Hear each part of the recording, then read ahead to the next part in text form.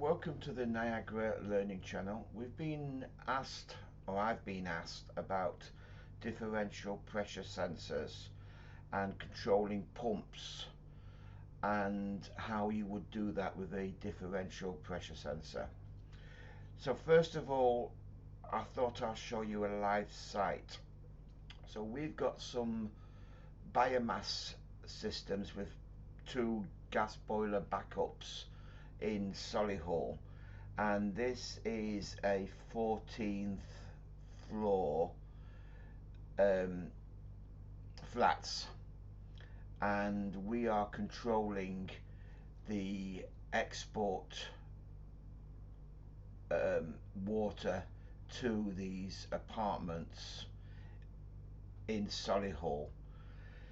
Um, Let me just show you first of all before we go into the logic. So these are the two.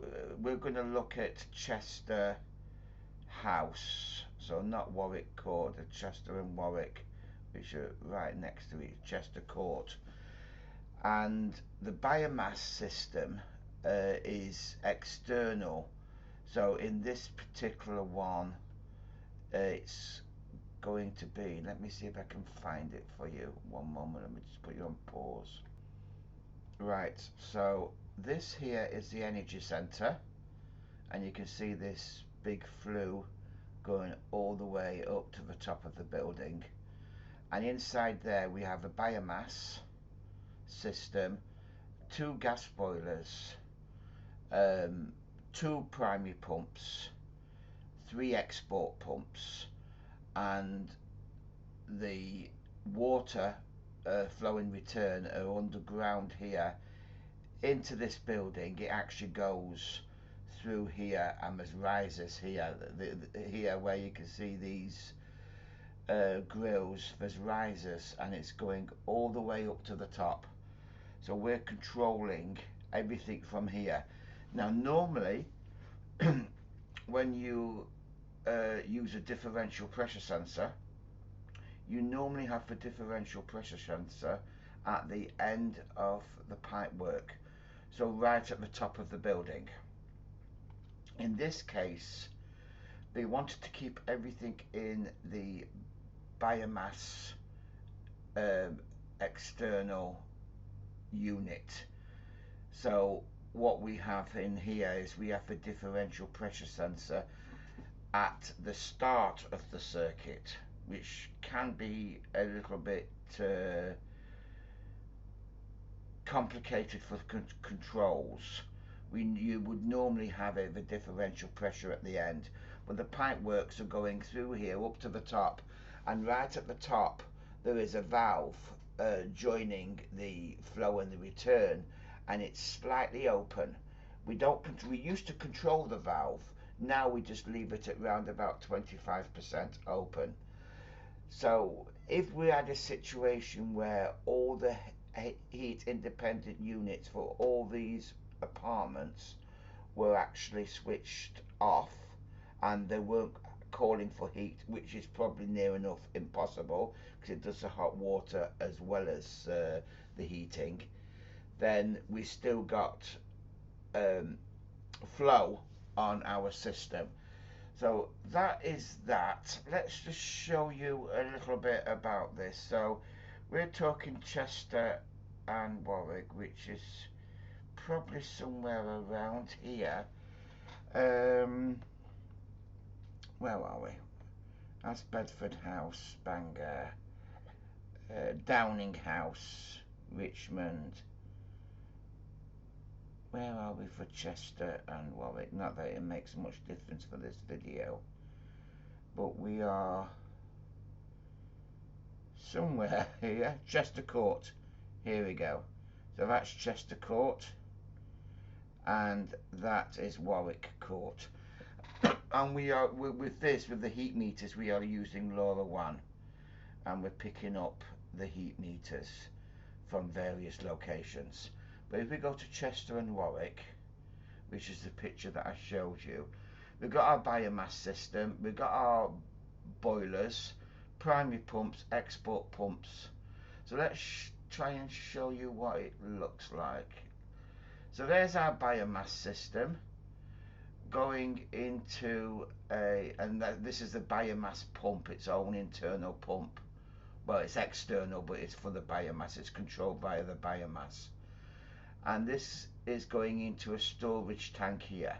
This is a live site, so you can see what the temperatures are, 75, 75 there.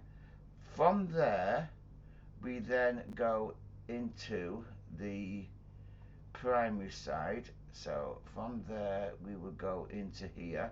So this is our storage. These are our two primary pumps. And then we've got a valve there going into this plate heat exchanger. That is open at the moment fully. So we've got 73.9 going in, 64.2 coming back out again. And then this is the other side, the export side now, which we're sending to the building. So let's go to the export pumps. So that was the primary side. This is the export. We've got 3 export pumps. So we've got one just running at the moment, but depending on the load, we could have all these 3 on. So it's duty, standby, standby. And then this is our temperature going out, 73.10.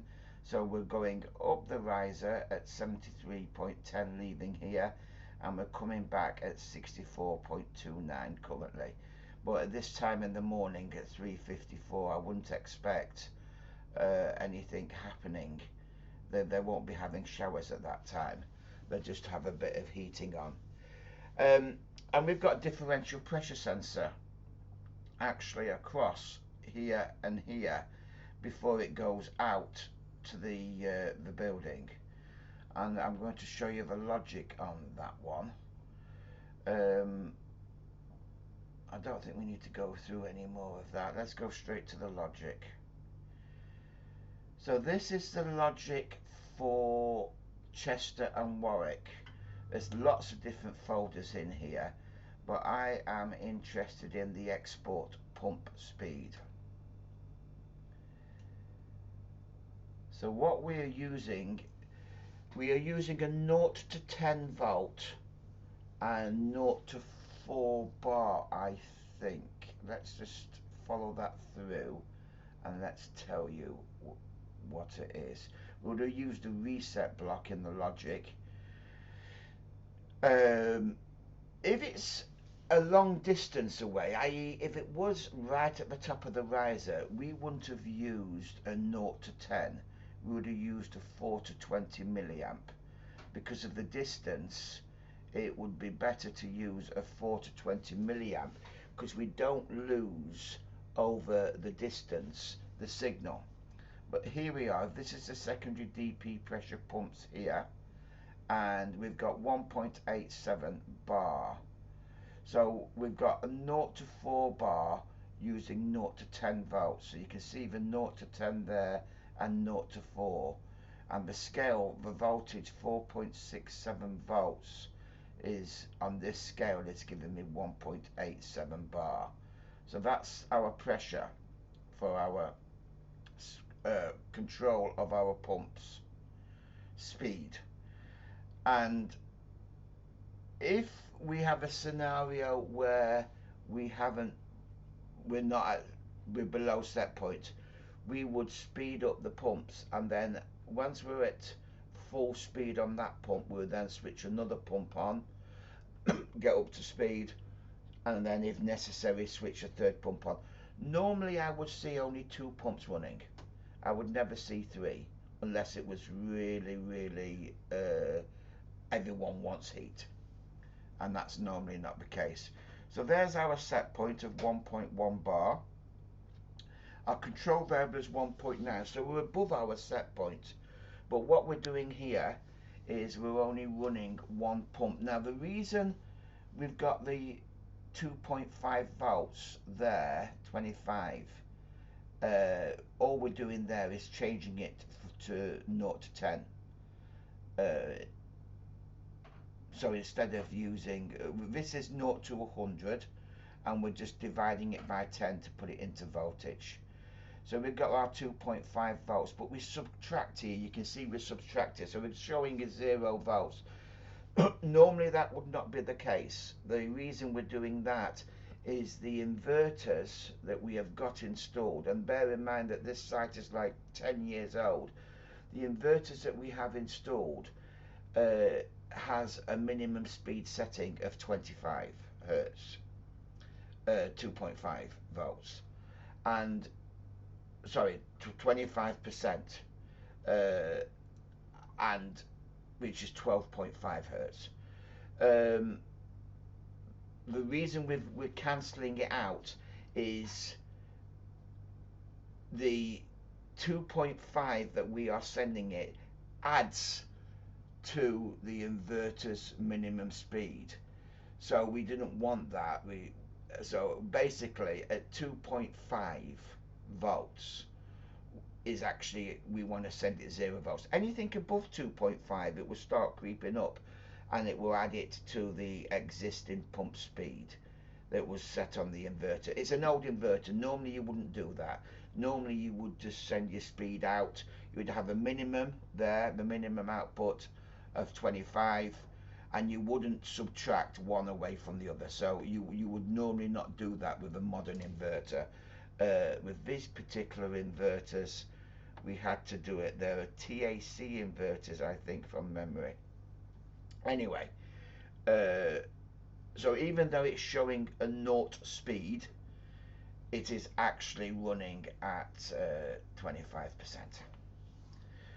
I think that is it. So normally you would put the differential pressure right at the top of the riser, and if it's a long, right, I mean that was 14 floors, so I would do it with this particular one. I would use 4 to 20 milliamps rather than 0 to 10 volts, so I don't lose my signal as I'm traveling up the riser through resistance of the cable. So, but because this was actually already in the plant room, 0 to 10 was fine. So this was at the start going out, so measuring the differential pressure, which normally you wouldn't do, but they didn't want to install it into the riser to have any issues with cable being damaged, sensor being played with, or anything like that. They wanted it actually under lock and key in the energy center itself. Hence that's why we placed it right at the start of the export flow and return going out. But this has been working for about 10 years. You can see our proportional constant we're using is a 4 and our integral is a 1. Now I've also been known to do exactly the same system and use a 2 and use a 0.5 for my integral. So I've done this before, but instead of a proper 4. But I'm not changing this because, like I said, this has been running for 10 years. So without any issues. And we've got lots of these sites all running the same logic. So it would be pointless to change any of this logic as it works. But normally I would have a prop of 2 and a 0.4 for my integral control. I could load something up and show you that of what a latest one that I've just done. So let me just put you on pause. This was AX, by the way, as you can see, workplace AX. So let's go back into N4. Right, sorry about the cat, but it decided that it wanted to climb up and sit on me. So anyway, the first floor extract pressure. So this is a site that's not live at the moment, but as you can see, I have used 2 for my prop and 0.5 for my integral to do the speed for the extract speed for the first floor. The pressure we're looking at is 280 pascals, and what I did here with the guard is 0 to 300 pascals is the sensor, and it's 0 to 10 volts. So if I follow this through on the logic back, you should find there'll be a reset block in there, which should be 0 to 10. Let me just follow this back, and 0 to 300.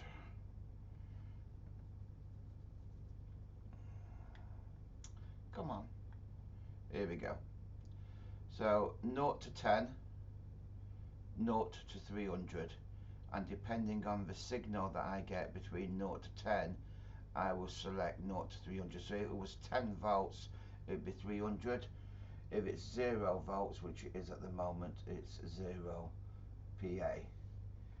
And that goes down to that block into there, the first floor for the extract pressure, and then it just goes into a PI loop, and then that's my first floor extract speed. I've got a minimum in there, as you can see, of 40%, minimum output 40, and I've got a set point that they can adjust, and I've got the maximum as 100, again a set point that they can adjust. And that is it, basically. That's what I'm using to use differential pressure sensor to do the speed, in this case not off pumps, of the extract fan. So thank you for watching.